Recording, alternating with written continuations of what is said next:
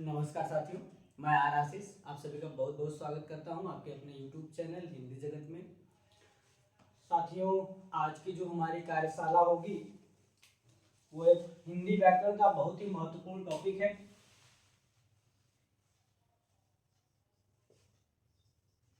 क्रिया यानी कि वर्ब, बहुत ही महत्वपूर्ण टॉपिक है साथियों। प्रतियोगी परीक्षाओं में लगभग 2 या 3 प्रश्न इस टॉपिक से पूछ लिए जाते हैं। तो साथियों, चलिए हम जानते हैं क्रिया क्या होती है। क्रिया का संबंध साथियों कार्य से होता है। ये जब भी किसी वाक्य में आती है या कह लें कर्ता का कार्य जिस शब्द से प्रकट हो,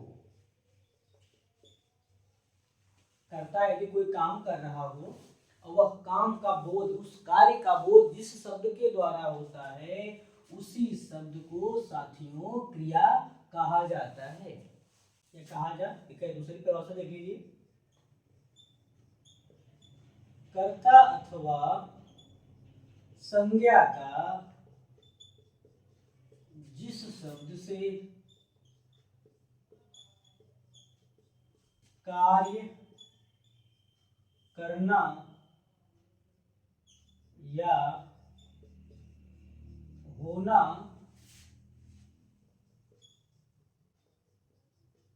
समझा जाए उसे क्रिया यानी कि वर्ब कहते हैं। उसे क्रिया कहते हैं। एग्जाम्पल के रूप में साथियों देख लीजिएगा। एग्जाम्पल,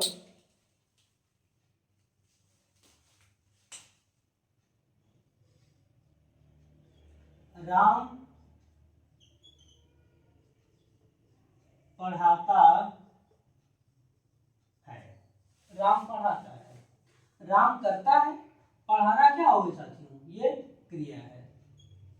राम का कार्य क्या, राम द्वारा कौन सा काम किया जा रहा है?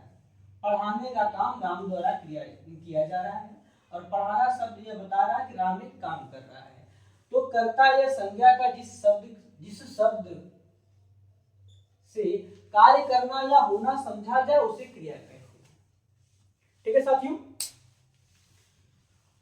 थोड़ी महत्वपूर्ण बातें और हो जाए साथियों इस पर। जो हिंदी में क्रिया है ये संस्कृत में धातु का हिंदी रूप है। संस्कृत के धातु का हिंदी रूप ही क्रिया होती है। देख लीजिएगा, धातु रूप अभी हम संस्कृत से लिखेंगे, फिर यहां हो जाएगा धातु रूप का हिंदी रूप, और इसी में ना प्रत्यय जोड़ करके हम क्रिया का निर्माण कर लेते हैं। जैसे पठ धातु है, होती है कि नहीं होती है? होती है। पठ धातु का हिंदी रूप होता है पढ़। पढ़ में ना प्रत्यय जोड़ देंगे तो क्रिया हो जाएगी पढ़ना। ऐसे ही गम धातु होती है, गम धातु का अर्थ होता है जा, हिंदी रूप, ना जोड़ देंगे हो जाएगा जाना। ये क्रिया रूप है। हिंदी के क्या है साथियों? क्रिया रूप है। तो कह सकते हैं संस्कृत धातु के हिंदी रूपांतरण में ना प्रत्यय जोड़ करके हिंदी में क्रिया का निर्माण किया गया है साथियों।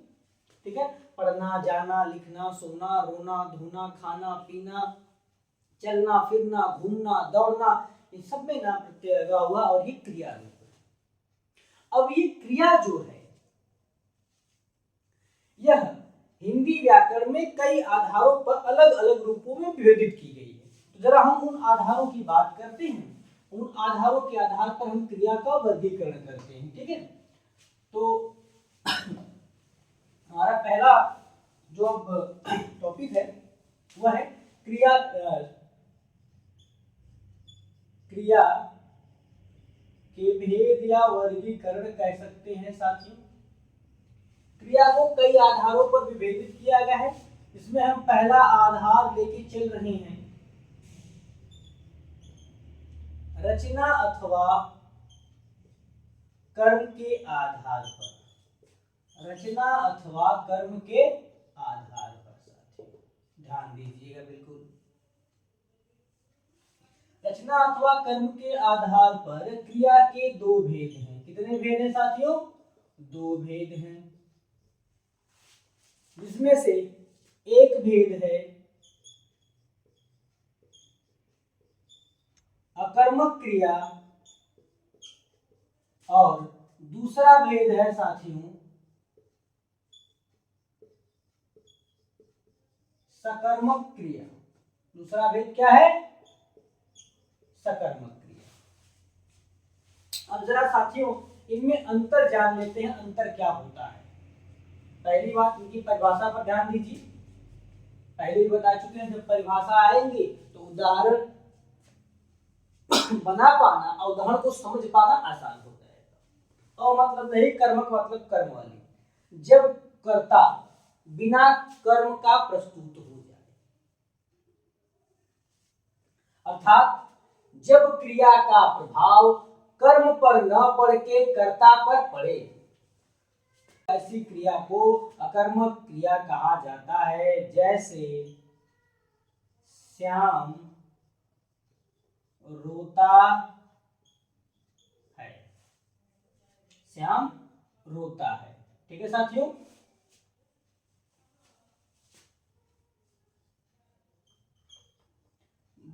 बच्चा सोता है,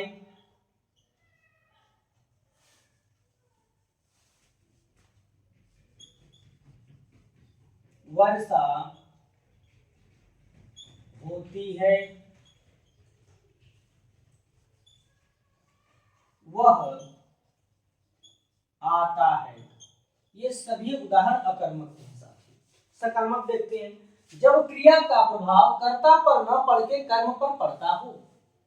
जब क्रिया का प्रभाव कर्ता पर न पड़ के कर्म पर पड़ता हो तो ऐसी क्रिया को सकर्मक क्रिया कहा जाता है। उदाहरण देख लीजिए साथियों, वह खाता है, श्याम पुस्तक पढ़ता है,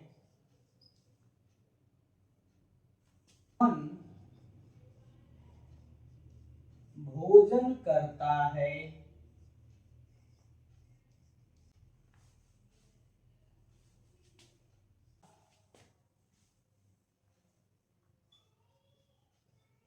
गाती है। अकर्मक क्रिया क्या होती है, एक बार पुनः जान लेते हैं। जब क्रिया का प्रभाव कर्म पर न पड़ के कर्ता पर पड़ता है तो ऐसी क्रिया को अकर्मक क्रिया कहा जाता है। श्याम रोता है, बच्चा सोता है, वर्षा होती है, वह आता है। सकर्मक, जब क्रिया का प्रभाव सीधे सीधे कर्म पर पड़ता है तो ऐसी क्रिया को सकर्मक क्रिया कहा जाता है। जैसे वह खाता है, श्याम पुस्तक पढ़ता है, वह भोजन करता है, राधा का। क्रिया कर्म के साथ, या फिर ये कह लीजिए जब क्रिया बिना कर्म के उपस्थित होती है तो अकर्मक, जब क्रिया कर्म के साथ उपस्थित सकर्मक होती है। अब थोड़ा ध्यान दीजिएगा साथियों, हम पहचान कैसे करेंगे, हम कैसे पहचान करेंगे क्रिया अकर्मक है कि सकर्मक है। अब इसके लिए क्रिया द्वारा क्रिया से क्या किसे किसको, क्रिया से क्या किसे किसको से प्रश्न पूछा जाए, अगर क्रिया उत्तर देती है या उत्तर मिलने की संभावना है तो क्रिया सकर्मक होगी, और यदि उत्तर नहीं मिलता है तो क्रिया अकर्मक होगी। ठीक है साथियों। अब देखिए जरा हम यहाँ प्रश्न पूछते हैं। श्याम रोता है, श्याम क्या रोता है, श्याम किसे रोता है, श्याम किसको रोता है, ये वाकई गलत हो जाएगा, यहाँ उत्तर नहीं मिल सकता। बच्चा सोता है, बच्चा क्या सोता है, नहीं मिल पाएगा। आगे बढ़ते हैं। वह खाता है, अब क्या प्रश्न पूछ लीजिए, वह क्या खाता है, क्या खाता है। तो खाने के एवज में कुछ न कुछ जरूर हो सकता है, फल खाता है, भोजन खाता है, ठीक है। तो यहाँ मिलने की संभावना है। अब देखिए यहाँ श्याम पुस्तक पढ़ता है, यहाँ तो पढ़ने का प्रभाव पुस्तक पे सीधे सीधे पड़ रहा है, क्रिया का प्रभाव कर्म पर पड़े, श्याम पर नहीं।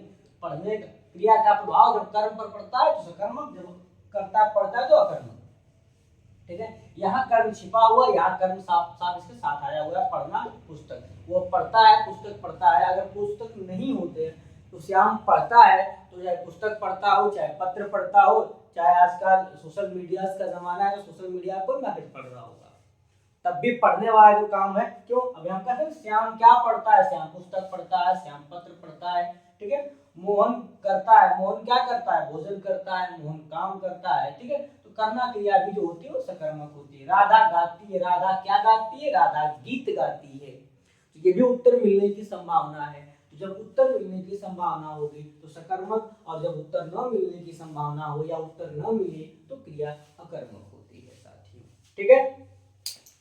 चलिए साथियों आगे चलते हैं हम यहीं पर। अब हमारा दूसरा भेद है, जो दूसरा आधार है वो ये है, संरचना के आधार पर, संरचना के आधार पर क्रिया के भेद।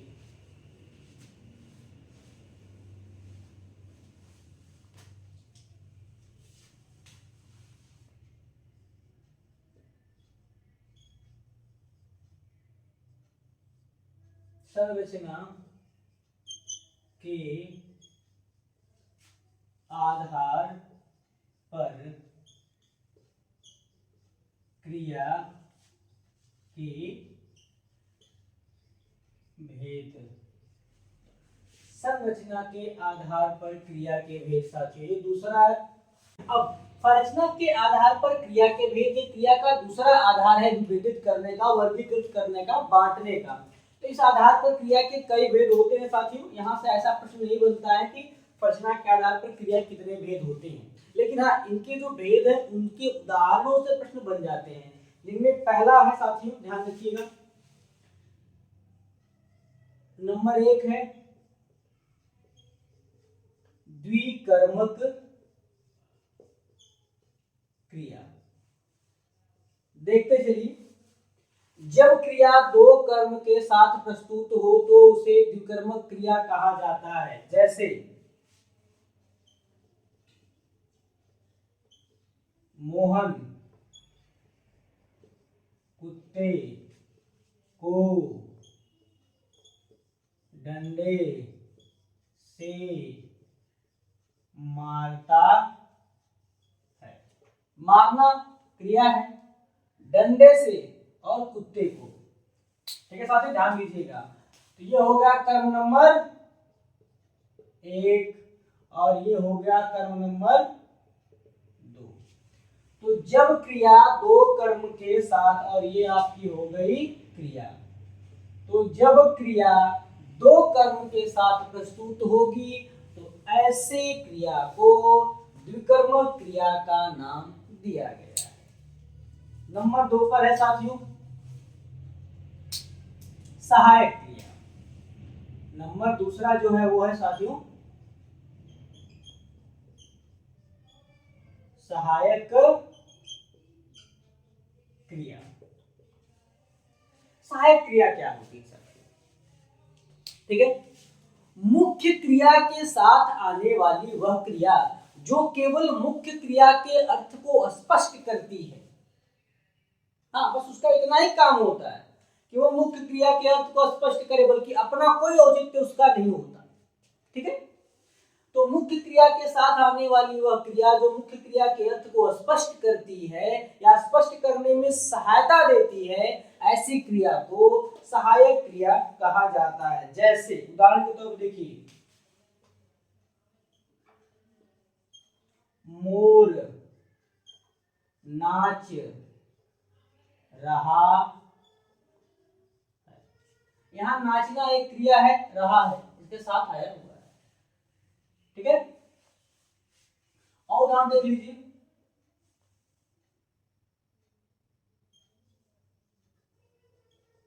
श्याम गीत गा रहा। अब ये गा यानी गाना जो है वो क्रिया है, रहा इसके साथ आया हुआ है। ठीक है साथियों, अगला देखिए नंबर 3 है संयुक्त क्रिया। संयुक्त क्रिया जब दो या दो से अधिक क्रिया एक साथ आती है, जब दो या दो से अधिक क्रिया एक साथ आती हो या जुड़कर आती हैं तो ऐसी क्रिया को संयुक्त क्रिया कहा जाता है। ऐसी क्रिया को संयुक्त क्रिया कहा जाता है। जैसे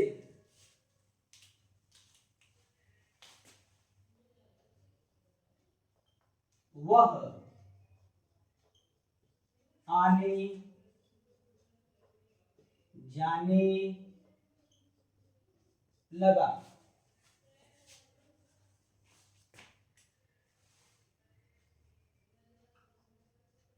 राधा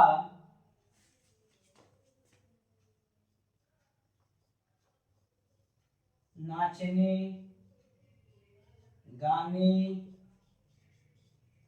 लगी।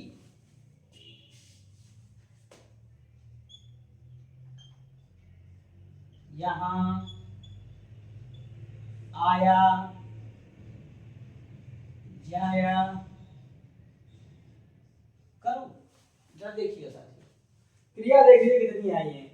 परिभाषा यही कह रही है कि जब किसी वाक्य में एक से अधिक क्रियाएं या दो से अधिक क्रियाएं जुड़ करके आने लगे तो ऐसे वाक्य क्रिया को संयुक्त क्रिया कहा जाता है। वह आना जाना लगना 3 क्रिया आई है, नाचना गाना लगना 3 क्रिया आई है, आया जाया करो यहाँ भी 3 क्रिया आई है। जब दो या दो से अधिक क्रिया एक साथ जुड़कर आती हैं तो ऐसी क्रिया को संयुक्त क्रिया कहा जाता है। ऐसी क्रिया को संयुक्त क्रिया कहा जाता है साथियों। ठीक है साथियों, तो बिल्कुल याद रखिएगा, ऐसी क्रिया को ही संयुक्त क्रिया कहा जाता है। द्विकर्मक क्रिया जब क्रिया दो कर्म के साथ उपस्थित हो तो ऐसी क्रिया को द्विकर्मक क्रिया कहते हैं। सहायक क्रिया मुख्य क्रिया का सहयोग करने वाली क्रिया को सहायक क्रिया कहते हैं। संयुक्त क्रिया दो या दो से अधिक क्रिया जब एक साथ जुड़कर आने लगे तो ऐसी क्रिया को संयुक्त क्रिया कहते हैं साथियों। ठीक है, अब नंबर 4 पर है साथियों, उसे देखते हैं हम। जो नंबर 4 हमारा है वह है पूर्वकालिक क्रिया। पूर्वकालिक क्रिया नंबर 4 है साथियों हमारा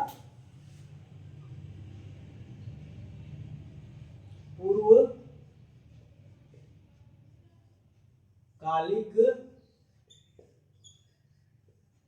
क्रिया। ये कह रहा है कि जब कर्ता एक क्रिया समाप्त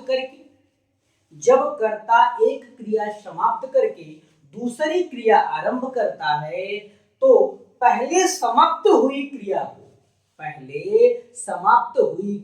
को पूर्वकालिक क्रिया कहा जाता है। जैसे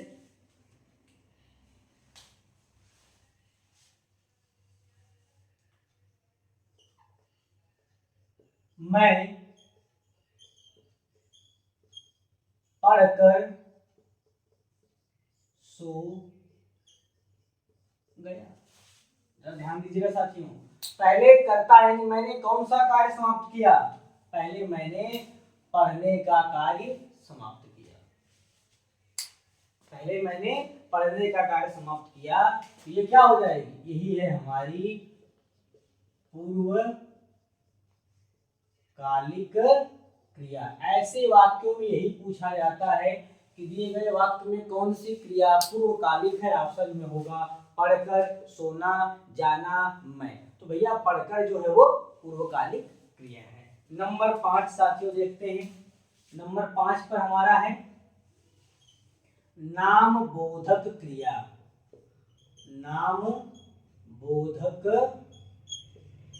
क्रिया, हाँ ध्यान दीजिएगा, ये सब प्रश्न पूछे जाते हैं इनसे। नाम बोधक क्रिया क्या होती है साथियों, तो जरा ध्यान देखिएगा।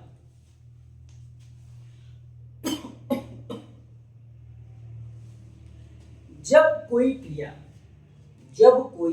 क्रिया किसी संज्ञा अथवा विशेषण के साथ जुड़कर आती है, जब कोई क्रिया किसी संज्ञा अथवा विशेषण के साथ जुड़कर आती है तो ऐसी क्रिया को नामबोधक क्रिया कहा जाता है साथियों। जैसे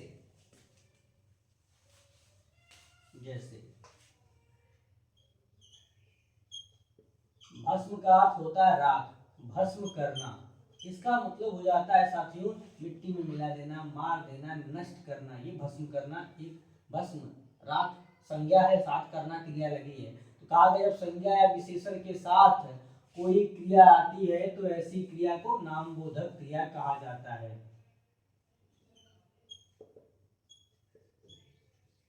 दुखी होना या दुखी करना, जब ये इस रूप में आता है, अब दुख भाववाचक संज्ञा, दुखी उसका विशेषण होता है और होना क्रिया है। तो जब विशेषण के साथ क्रिया आती है तो क्या हो जाता है, वो भी नामबोधक क्रिया आ जाती है।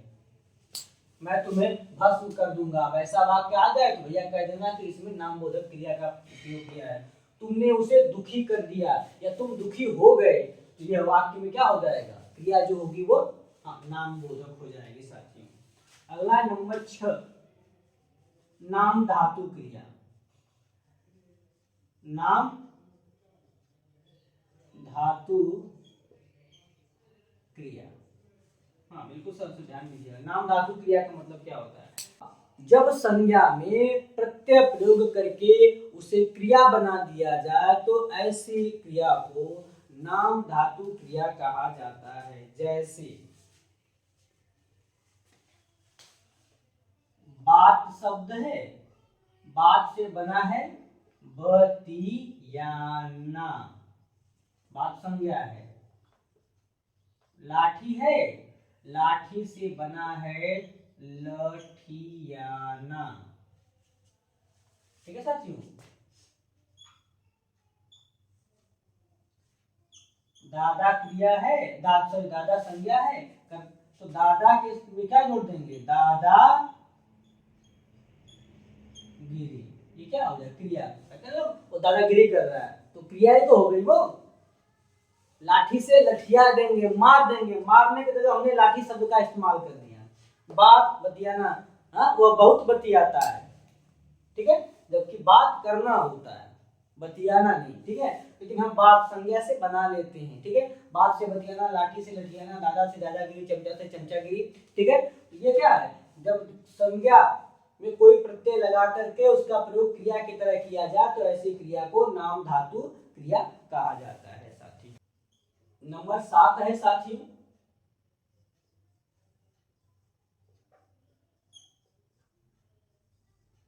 ऋणार्थक क्रिया या क्रियार्थक संज्ञा। साथियों जरा ध्यान दीजिएगा, जब क्रिया संज्ञा की तरह व्यवहार करे, जब क्रिया संज्ञा की तरह व्यवहार करे अथवा क्रिया प्रेरणा देने का काम करे तो ऐसी क्रिया को प्रेरणार्थक क्रिया अथवा क्रियार्थक संज्ञा कहा जाता है।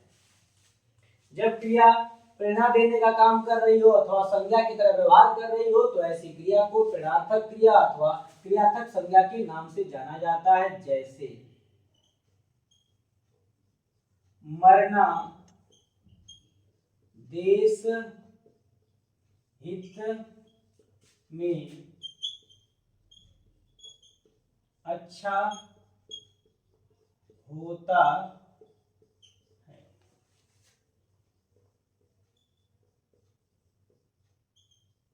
लिखना एक अच्छा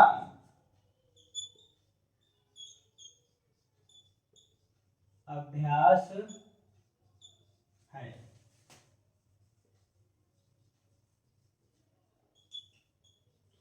दौड़ना अच्छा व्यायाम है। अब साथियों देखिएगा, 3 वाक्य लिखे गए हैं, तीनों वाक्यों में मरना, लिखना, दौड़ना, ये संज्ञा की तरह व्यवहार कर रही हैं। और अक्सर संज्ञा या कर्ता पहले आता है, तो अब क्या करें, संज्ञा की तरह व्यवहार भी कर रही हैं और इनसे प्रेरणा भी मिल रही है। तो जब प्रेरणा देने का काम करे अथवा संज्ञा की तरह व्यवहार करे तो ऐसी क्रिया को प्रेरणार्थक क्रिया अथवा क्रियार्थक संज्ञा के नाम से जाना जाता है। तो ये हो गया संरचना के आधार पर क्रिया के भेद। साथियों, अब हमारा अगला टॉपिक जो है वो है प्रयोग के आधार पर क्रिया के भेद। किस आधार पर साथियों? प्रयोग के आधार पर क्रिया के भेद। बड़ा ही महत्वपूर्ण टॉपिक है। क्रिया के अंतर्गत यहाँ से प्रायः एक प्रश्न पूछ लिए जाते हैं। जो हमने बताया ना, क्रिया से 2 या 3 प्रश्न पूछे जाते हैं, तो एक प्रश्न जो है वो इसी टॉपिक से पूछा जाता है।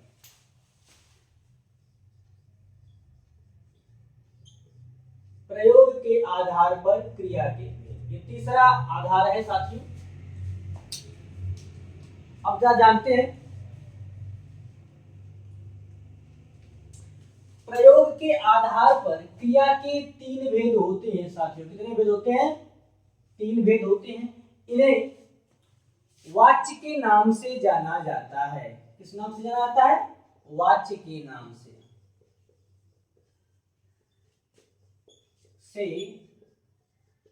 जाना जाता है। तो ये जो वाच्य होते हैं ये 3 प्रकार के होते हैं साथियों। कितने प्रकार के होते हैं? 3 प्रकार के। कर्तृवाच्य, कर्मवाच्य और होता है भाववाच्य।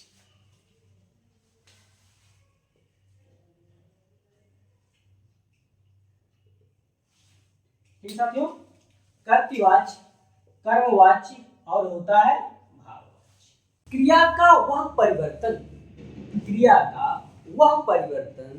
वाच्य कहलाता है जिससे इस बात का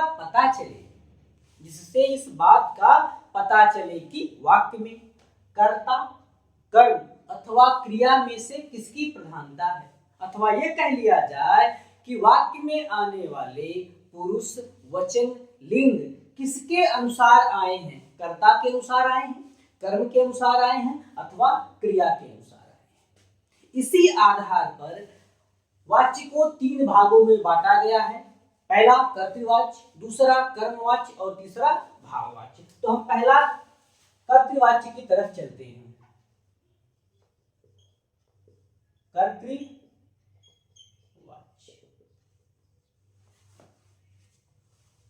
जब वाक्य में कर्ता के अनुसार पुरुष, वचन और क्रिया आई हो। ठीक है, जब अर्थात कह लें कि जब वाक्य में कर्ता की प्रधानता हो, तथा कर्ता अनुसार क्रिया के पुरुष, वचन आदि आए हो, तो वहां कर्तृवाच्य होगा। मतलब कर्ता एक वचन तो क्रिया एक वचन, कर्ता स्त्रीलिंग तो क्रिया स्त्रीलिंग, कर्ता पुल्लिंग तो क्रिया पुल्लिंग, कर्ता बहुवचन तो क्रिया बहुवचन। ठीक है, तो यानी सब कर्ता के अनुसार चलेंगे। जैसे राम आता है, राम पुल्लिंग, क्रिया पुल्लिंग। ठीक है, बच्चे खेलते हैं, बच्चे बहुवचन, खेलना ये क्रिया भी बहुवचन हो गए। तो जब कर्ता के अनुसार क्रिया के पुरुष, वचन, लिंग आएंगे तो उसे कर्तृवाच्य कहा जाता है। नंबर 2 साथी, कर्मवाच्य। जब वाक्य में कर्म की प्रधानता हो, अर्थात क्रिया के पुरुष, वचन, लिंग कर्म के अनुसार आए हो, तो वहां क्या होता है? कर्मवाच्य होता है साथी। जैसे पुस्तक पढ़ी जाती है। अब साथी देखिएगा, पुस्तक यहाँ कर्म है, कर्ता नहीं है, ध्यान रखिए, कर्ता तो यहाँ है नहीं, जो कर्म की प्रधानता की बात चलिए। पुस्तक स्त्रीलिंग है और पढ़ी जाती है, ये भी स्त्रीलिंग हो गया। ठीक है साथियों,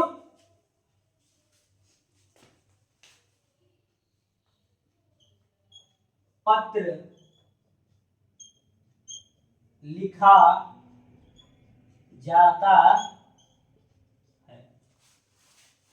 पत्र पुल्लिंग है, यहाँ ये पुल्लिंग आ गया।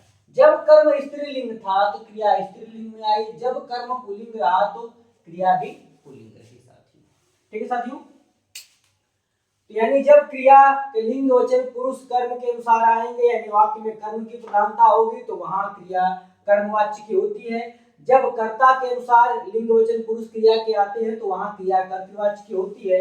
और नंबर 3 साथियों ध्यान रखिएगा, नंबर 3 जो हमारा है भाववाच्य। ये भाव की बात है साथियों।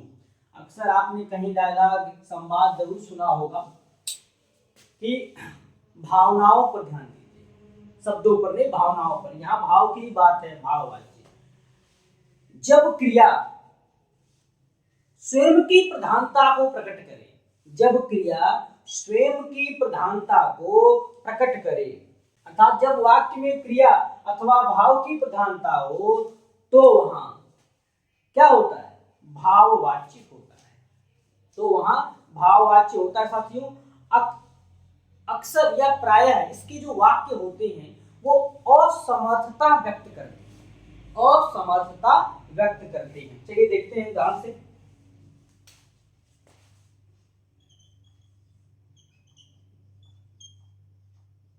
मुझसे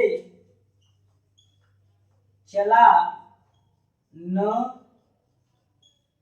जाएगा, मुझसे चला न जाएगा।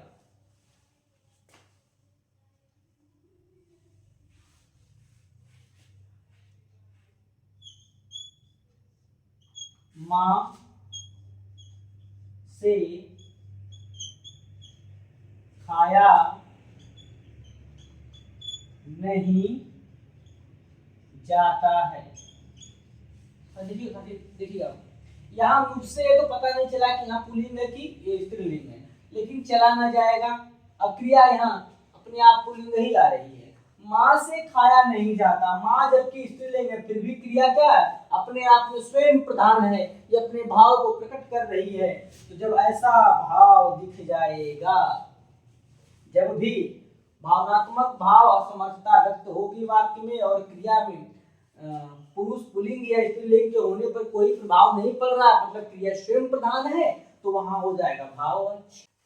तो साथियों ध्यान दीजिएगा, नोट की बात है, नोट इस पे इन वाक्यों पे उन्हें ध्यान दीजिएगा। कर्तृवाच्य में क्रिया अकर्मक और सकर्मक दोनों रूपों में मिलेगी। कर्तृवाच्य में क्रिया अकर्मक और सकर्मक दोनों रूपों में मिलेगी, जबकि कर्मवाच्य में क्रिया केवल सकर्मक रहेगी। कर्मवाच्य में क्रिया केवल सकर्मक रहेगी और भाववाच्य में क्रिया अकर्मक हो जाती है। ठीक है, हाँ ये बात ध्यान रखिएगा, भाववाच्य में क्रिया अकर्मक हो जाती है, होती नहीं है लेकिन हो जाती है। अब मां से खाया यहाँ छोड़ दीजिए, यहाँ चले गए, ठीक है, जाना, ठीक है, अकर्मक क्रिया है, अंतिम क्रिया की ही बात होगी, इससे बात होगी ये नकारात्मक असमर्थता व्यक्त कर रही है। ठीक है, ये असमर्थ भाव है, क्रिया यहाँ है। तो ऐसे आप देख सकते हैं आसानी से कि कर्तृवाच्य में क्रिया अकर्मक और सकर्मक, कर्मवाच्य में क्रिया केवल सकर्मक और भाववाच्य में क्रिया अकर्मक हो जाती है, हो जाती है, होती नहीं है, हो जाती है अकर्मक। ठीक है साथियों, हिंदी में एक बात ध्यान रखिएगा, प्रायः कर्मवाच्य के वाक्य में कर्ता दिखाई नहीं पड़ता है। अगर आप कर्ता का प्रयोग करेंगे तो उसमें द्वारा जो, जैसे राम द्वारा पुस्तक पढ़ी जाती है, सीता द्वारा पुस्तक पढ़ी जाती है, ठीक है, सीता से पुस्तक पढ़ी जाती है, राम से पुस्तक पढ़ी जाती है, ठीक है, मोहन से पुस्तक पढ़ी जाती है, तो इसमें अलग से जोड़ना पड़ता है जो कि अटता लगता है। तो आप कह सकते हैं पुस्तक पढ़ी जाती है, पत्र लिखा जाता है, राम द्वारा पत्र लिखा जाता है। ठीक है, तो ये हो गए हमारे क्रिया के का सामान्य परिचय। साथियों आशा करते हैं यह आपको अच्छा लगा और ये भी आशा करते हैं कि आप अधिक से अधिक शेयर करेंगे। आपका अपना यूट्यूब चैनल है, अधिक से अधिक शेयर करिए दोस्त मित्रों को और कहिए कि वो इसे अधिक से अधिक सब्सक्राइब करें। इसी के साथ आज की कार्यशाला समाप्त होती है साथियों। जय हिंद, जय भारत।